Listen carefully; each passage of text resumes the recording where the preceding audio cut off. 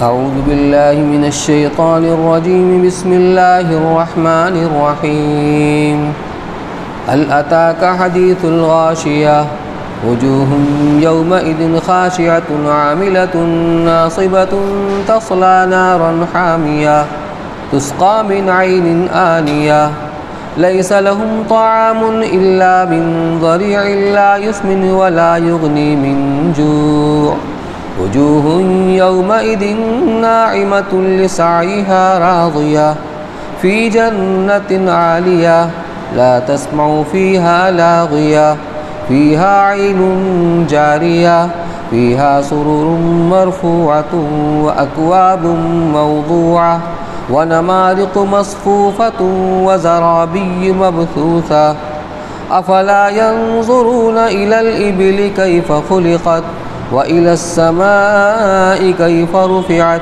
وإلى الجبال كيف نصبت وإلى الأرض كيف سطحت وذكر إنما أنت مذكر لست عليهم بمسيطر إلا من تولى وكفر فيعذبه الله العذاب الأكبر إن إلينا إيابهم ثم إن علينا حسابهم صدق الله العلي العظيم۔ یہ سورہ غاشیہ ہے۔ غاشیہ یہ غشا یغشا سے یا غشا یغشی سے مشتق ہے، جس کے معنی ہے چھا جانا۔ تو غاشیہ مطلب چھا جانے والی۔ سورت کی ابتدا ہی اس لفظ سے ہو رہی ہے هل اتاک حدیث الغاشیہ۔ اس کے معنی محیط عالم حادثہ، ایسا حادثہ جس کا اثر ساری دنیا کے اوپر یکساں ہو، پوری دنیا کا ہر علاقہ ہر خطہ اس سے متاثر ہو۔ اس سے مراد ہے محیط عالم حادثہ یعنی قیامت۔ تو نام ہے سورہ غاشیہ۔ اس میں ایک رکوع ہے اور 26 آیتیں ہیں۔ بسم اللہ الرحمن الرحیم۔ هل اتاک حدیث الغاشیہ۔ حضور اکرم صلی اللہ علیہ وسلم کو خطاب ہے کہ اے پیغمبر، کیا آپ کو محیط عالم واقعہ کی خبر پہنچی؟ یہ انداز سوال کا مخاطب کو شوق دلانے کے لیے ہے کہ آگے جو بات آ رہی ہے اس کو بہت ہی ذوق و شوق کے ساتھ دھیان کے ساتھ سننا چاہیے۔ هل اتاک حدیث الغاشیہ، کیا آپ تک محیط عالم واقعہ کی بات اور خبر پہنچی؟ پچھلی سورت سبح اسما کے اندر قیامت کی تیاری کی ترغیب اور اس کا حکم دیا گیا تھا، اور اس صورت میں قیامت کی حقیقی تیاری کرنے اور نہ کرنے کے سلسلے میں جو عذاب اور ثواب ہے اس کا تذکرہ ہے، اور آخر میں اللہ تعالیٰ نے اپنی قدرت کو بیان فرمایا ہے، جو گویا قیامت کی دلیل کے طور پر ہے کہ جو ذات ایسی قادر مطلق ہے اس کے لیے قیامت قائم کرنا کچھ مشکل نہیں ہے۔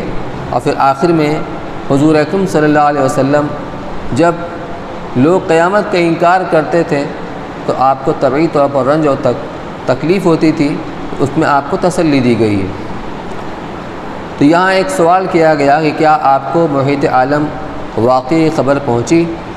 تو سنیے اس کی تفصیل یہ ہے، وجوہ یومئذ خاشعہ۔ وہ محیط عالم واقعہ تو ضرور نمودار ہوگا، رونما ہوگا، اور اس کی تفصیل یہ ہے کہ اس دن کچھ چہرے ذلیل ہوں گے۔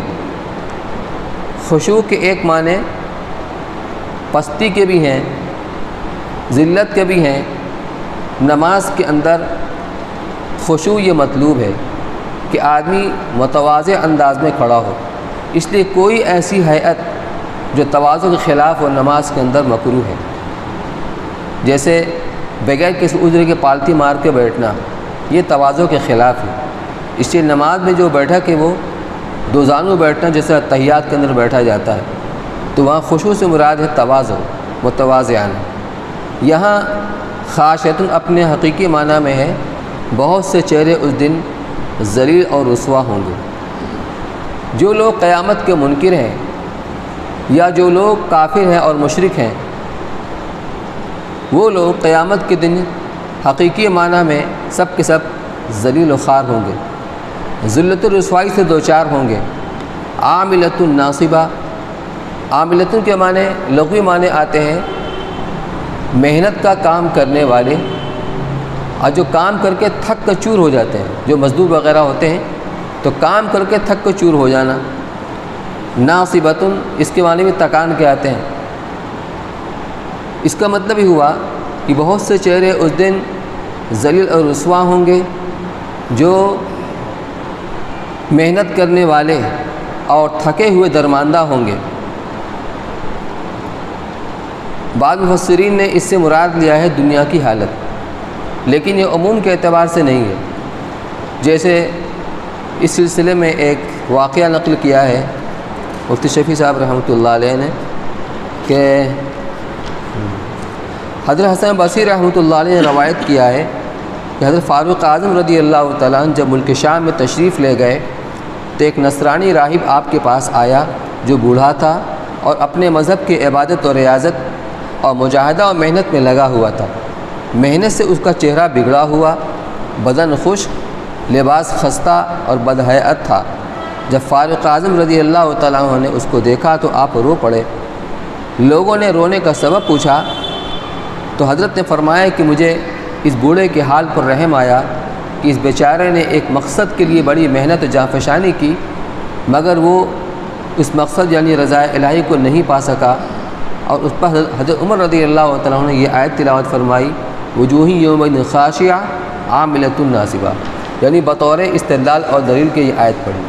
تو دنیا میں اپنے مذہب کے اعتبار سے انہوں نے عبادت اور ریاضت میں اپنے آپ کو خوب تھکایا، بدن ان کا خستہ ہو گیا، حالت ان کی خستہ ہو گئی، چہرے پر اس کا اثر ظاہر ہوا، تو دنیاوی اعتبار سے بھی خستگی کے شکار ہوئے، درماندگی کے شکار ہوئے، اور ظاہر سی بات ہے ان کا طریقہ عبادت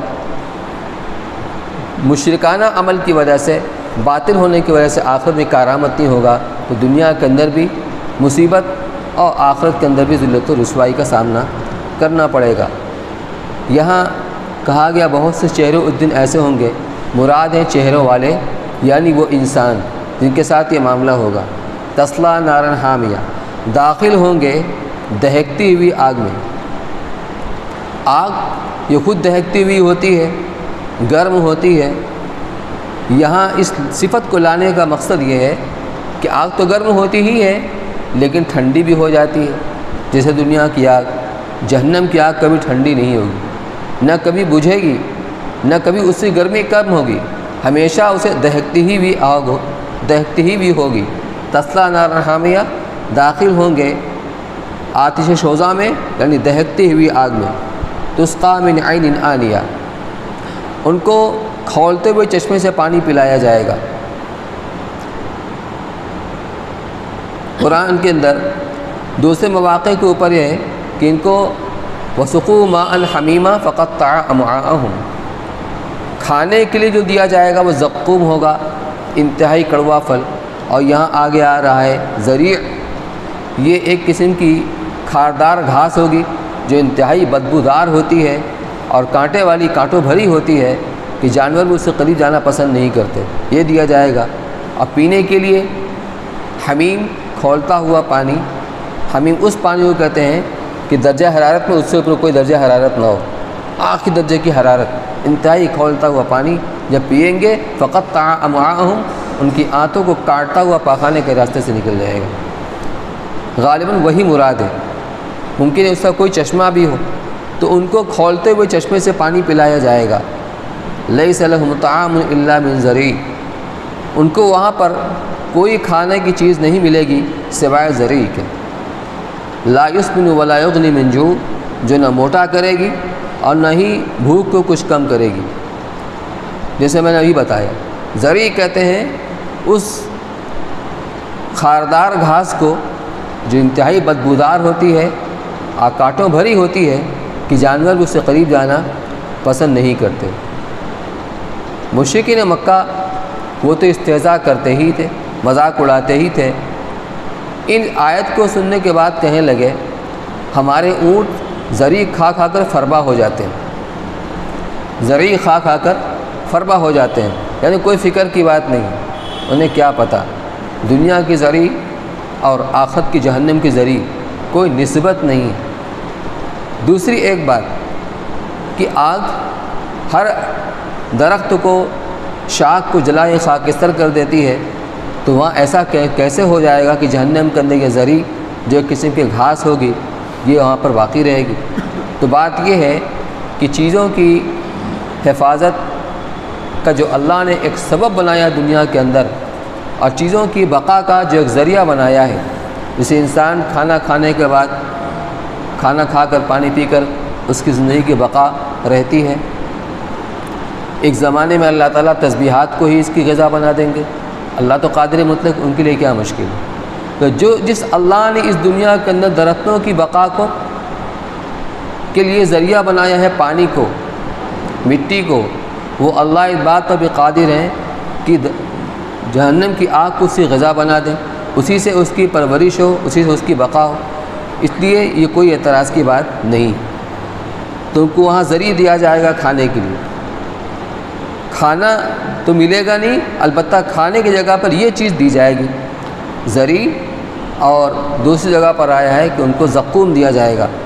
لیکن کھانے کا مقصد کیا ہوتا ہے؟ بدن کی پرورش، بدن کی فربہی اور بدن کی بقا اور بھوک کی شدت کو ختم کرنا۔ یہاں پر کہتے ہیں وہ ایسا ذریعہ، ایسی چیز ہوگی جس سے نہ تو بدن کو فربہی حاصل ہوگی اور نہ ہی وہ بھوک کو کچھ کم کر سکے گی، کوئی فائدہ نہیں ہوگا۔ لا یسمن ولا یغنی من جوع وجوہ یومئذ ناعمہ۔ یہ بیان تو ہو گیا ان لوگوں کا جو قیامت کے منکر تھے، جنہوں نے تیاری نہیں کی تھی۔ اب بیان ان لوگوں کا جنہوں نے قیامت کی حقیقی تیاری کی تھی۔ وجوہ یومئذ ناعمہ، بہت سے چہرے اس دن تر و تازہ ہوں گے، پر رونق ہوں گے، لسعیہا راضیہ، وہ اپنے کیے ہوئے عمل کے اوپر خوش ہوں گے، راضی ہوں گے، کیونکہ جو دنیا میں نیک اعمال کیے تھے اس کی وہاں پر ان کو جزا مل رہی ہے۔ فی جنت عالیہ، بہشت بری کے اندر ہوں گے۔ جنتیں یعنی عالیہ کہتے ہیں اونچی اونچی جنت، اونچے اونچے باغات، بہشت بری کے اندر ہوں گے۔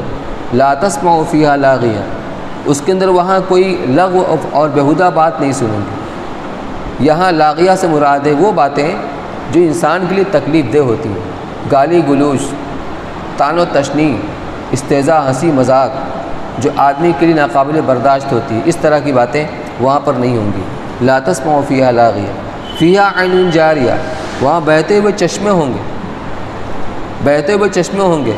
جنتی کو پانی پینے کے لیے دور جانا نہیں پڑے گا، جہاں رہے گا وہیں پانی کا انتظام ہوگا۔ فیہا سرور مرفوعہ، اس جنت کے اندر اونچی اونچی مسہریاں ہوں گی، تخت ہوں گے۔ واکواب موضوعہ، اور رکھے ہوئے آپ خورے ہوں گے۔ اکواب کوب کی جمع ہے، جیسے گلاس ہوتا ہے، ایک تو ہوتا ہے جیسے مگ ہوتا ہے، اس میں کڑا ہوتا ہے لگا ہوا، اس میں کڑا نہیں ہوتا، جو پینے کے لیے استعمال کیا جاتا ہے اس کو آپ خورا بولتے ہیں، یعنی گلاس۔ تو رکھے ہوئے آپ خورے ہوں گے یعنی گلاس ہوں گے۔ یہ بتلانا مقصود ہے کہ پانی کہیں ہے اور پانی پینے کا برتن کہیں ہے، اس میں آدمی کو کیا ہے تکلیف ہوتی ہے، دقت ہوتی ہے۔ اب پانی پینے کے لیے گئے، وہاں پانی پینے کا برتن نہیں، تو ایسا نہیں ہے، جہاں پانی کا انتظام ہوگا وہاں پانی پینے کے برتن بھی کثرت کے ساتھ وہاں پر رکھے ہوئے ہوں گے۔ وہ اکواب موضوعہ، اور رکھے ہوئے آپ خورے ہوں گے۔ ونمارق مصفوفہ، نمارق سے مراد گدے ہیں، اور بچھے ہوئے برابر لگے ہوئے گدے ہوں گے، یعنی آدمی آرام کرنا چاہے گا، یہ نہیں کہ چلو گدے کے پاس چل کے آرام کرو، جہاں جائے گا وہیں گدا۔ گدا توشک جو گاؤ تکیا ہوتی ہے، جسے ٹیک لگا کر بیٹھتے ہیں، تو برابر بچھے ہوئے گدے ہوں گے۔ وزرابی مبثوثہ، اور پھیلی ہوئی قالین ہوں گی، جگہ جگہ پھیلی ہوئی قالین ہوں گی۔ افلا ينظرون الى الابل کیف خلقت۔ تو یہاں تک تو بیان تھا جو لوگ قیامت کی حقیقی تیاری کرنے والے تھے اور قیامت کے قائل تھے ان کا انعام، اور جو قیامت کے منکر تھے اس سے کوئی تیاری فکر نہیں کی، ان کی جو سزا ہوگی اس کا بیان ہوا۔ اب یہاں سے اللہ تعالیٰ اپنی کمال قدرت کو بیان فرماتے ہیں کہ اس کے باوجود بھی یہ لوگ قیامت قائل نہیں ہوتے اور اس کا انکار کر رہے ہیں، تو انہیں ہماری قدرت میں غور کرنا چاہیے کہ جو ہماری قدرت جب اس طرح کی ہے تو ہم قیامت کو قائم کرنے پر بھی قادر ہیں۔ وہ کیا؟ افلا ينظرون الى الابل كيف خلقت۔ قرآن کے سب سے پہلے مخاطب مکہ کے لوگ ہیں، عرب کے لوگ ہیں، اور عرب یہ ریگستانی علاقہ ہے۔ جب عرب کے لوگ سفر میں جاتے تھے تو ان کے سامنے 4 چیزیں ہوا کرتی تھیں۔ ایک تو وہ سواری اونٹ کی جس پر سوار ہو کر سفر کرتے تھے، اور سفر کے دوران میں سامنے کھلا ہوا ریگستان ہوتا تھا، اور دائیں بائیں پہاڑیاں ہوتی تھیں، اور اوپر آسمان ہوتا تھا۔ تو آسمان اوپر ہے، زمین نیچے ہے، اور دائیں بائیں پہاڑیاں ان کا سلسلہ ہے، اور ان کی سواری اونٹ ہے۔ تو فرمایا کیا یہ اونٹ کو نہیں دیکھتے کہ کس طریقے پر اس کو پیدا کیا گیا ہے؟ اونٹ کی جو خاصیت اور اس کی ہیئت ہے یہ عام جانوروں سے بالکل الگ اور مختلف ہے۔ اپنے ڈیل ڈول کے اعتبار سے اونٹ سب سے بڑا جانور ہے، اگر ہاتھی بھی اس سے بھاری بھرکم ہے، لیکن عرب کے اندر ہاتھی نہیں پایا جاتا۔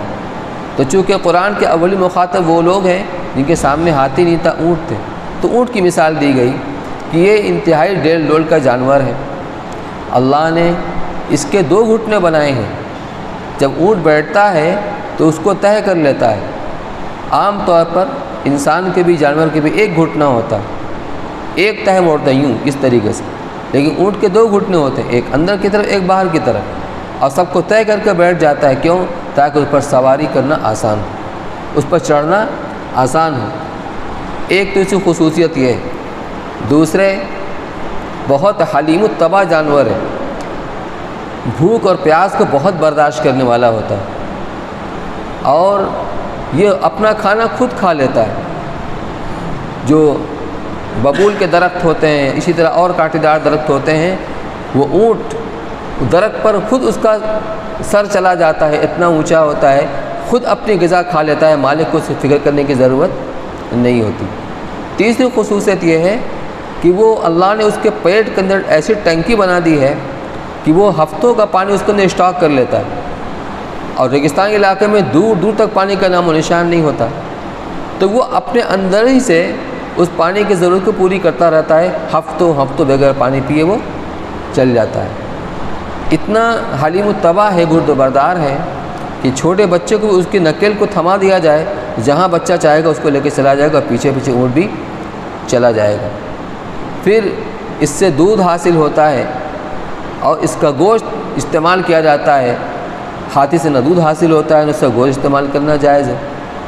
تو اللہ تعالیٰ نے اپنی قدرت کو کہ علاقے کے اعتبار سے، اس ریگستانی علاقے کے اعتبار سے اللہ نے ایسے جانور انہیں مہیا کر دیا کہ اس کا گوشت بھی استعمال کر رہے ہیں بطور غذا کے، دودھ بھی استعمال کر رہے ہیں، سواری کے طور پر بھی استعمال کر رہے ہیں، بار برداری کے لیے بھی استعمال کر رہے ہیں، اور کھانے پانے کے سلسلے میں جو تفصیلات وہ آپ نے بھی سنی لیا۔ وَإِلَى السَّمَاءِ كَيْفَ رُفِعَتْ، اور کیا وہ آسمان کو نہیں دیکھتے؟ یعنی اللہ قدرت کاریگری کو اللہ نے بغیر ستون کی اتنا بڑا آسمان بنا دی۔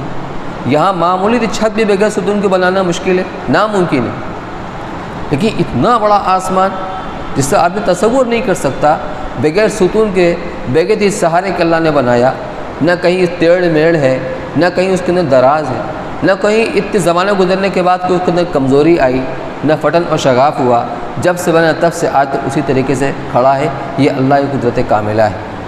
وَإِلَى الْجِبَالِ كَيْفَ نُصِبَتْ، اور پہاڑ کو نہیں دیکھتے کیوں کہ اللہ نے اس کو نصب کر دیا، گاڑ دیے گئے۔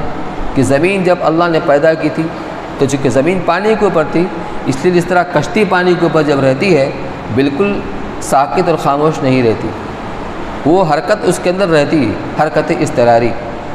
تو زمین ہل رہی تھی تو اللہ تعالیٰ نے اپنی قدرت سے جگہ جگہ ان پہاڑوں کو بطور میغ کے گاڑ دیا۔ ایک تو اس پہاڑوں کے ذریعے زمین کی وہ حرکت تھم گئی، اور اللہ تعالیٰ کی مخلوق کو، اللہ کے بندوں کو زندگی گزارنا آسان ہو گیا۔ پھر اس پہاڑوں کے اندر مختلف معدنیات اللہ نے رکھ دی، قیمتی چیزیں، قیمتی پتھر اللہ نے اس کے اندر رکھ دیے جو انسان اپنی ضرورتوں میں اس کو استعمال کرتا ہے۔ وَإِلَى الْأَرْضِ كَيْفَ سُطِحَتْ، اور زمین کی طرف انسان نہیں دیکھتا کہ اللہ نے کیوں کر اس کو بچھا دیا۔ اللہ نے زمین کی ایسی خاصیت تاثیر بنائی ہے، آپ اس کے اندر بورنگ کریں تو پانی مل جاتا ہے، کنواں کھودیں تو وہاں سے پانی حاصل ہو جاتا ہے، کھیتی کریں وہاں سے غلہ ملتا ہے، باغ لگائیں تو اس سے پھل ملتا ہے۔ اتنی دلدلی بھی نہیں کہ آدمی کا پیر دھسے، اور اتنی سخت بھی نہیں لوہے کی طرح کہ وہاں کھدائی نہ ہو سکے، تو کھیتی بھی ہوتی ہے، مکان بنانے کے لیے نیوی بھی کھود لیتے ہیں، تو سارے ہی کام میں یہ استعمال ہوتی ہے۔ تو یہ اللہ کی قدرت کاملہ ہے جو اپنے بندوں کی ضرورتوں کے اللہ نے ان کو ایسا بنایا۔ جو اللہ ایسی قدرت کا مالک ہے وہ قیامت کو بھی قائم کر سکتا ہے۔ فذکر، پھر بھی اگر نہ مانے، سارے دلائل کے باوجود بھی اگر یہ قیامت کے قائل نہ ہو، اس کو نہ مانے، تو اے نبی آپ کے ذمہ صرف نصیحت کرنا، آپ کے ذمہ صرف نصیحت کرنا ہے، بات کو پہنچا دینا ہے۔ وہ ہدایت پر آ ہی جائیں یہ آپ کے ذمہ نہیں ہے، ہدایت تو اللہ دیں گے، تو لہٰذا آپ تو نصیحت کیجئے۔ انما انت مذکر، کیونکہ آپ صرف نصیحت کرنے والے ہیں، کان پکڑ کر ان کو اس طرف لانا یہ آپ کے ذمہ نہیں ہے۔ لست علیہم بمسیطر، آپ ان کے اوپر مسلط نہیں کیے گئے ہیں۔ الا من تولی و کفر، مگر جس نے روح گردانی کی، منہ موڑا اور منکر ہو گیا، یعنی کفر کے اوپر قائم رہا، فیعذبہ اللہ العذاب الاکبر، تو اللہ تعالیٰ اسے بڑا عذاب دیں گے۔ یہ بڑا عذاب کہاں ہوگا؟ آخرت میں۔ دنیا میں بھی اللہ کا عذاب آتا ہے جب اللہ کی حکمت اور مصلحت ہوتی ہے، لیکن بڑا عذاب تو آخرت ہی میں ہوگا۔ ان الینا ایابہم، یعنی آپ کی تسلی کے لیے بات فرمائی جا رہی ہے کہ سب کے باوجود، دلائل سننے کے باوجود بھی اگر یہ قیامت قائل نہیں ہوتے ہیں تو آپ اس کا فکر نہ کریں، ان کو جانے دیں، کیونکہ آخر جائیں گے کہاں؟ کب تک دنیا میں رہیں گے؟ آئیں گے تو ہمارے پاس، ان الینا ایابہم، لوٹ کر تو ہمارے پاس آئیں گے، ثم ان علینا حسابہم، پھر ہم ان کا حساب خود دے لیں گے، آپ کو زیادہ غم کرنے کی، فکر کرنے کی ضرورت نہیں۔ یہاں تک کہ صورت مکمل ہے۔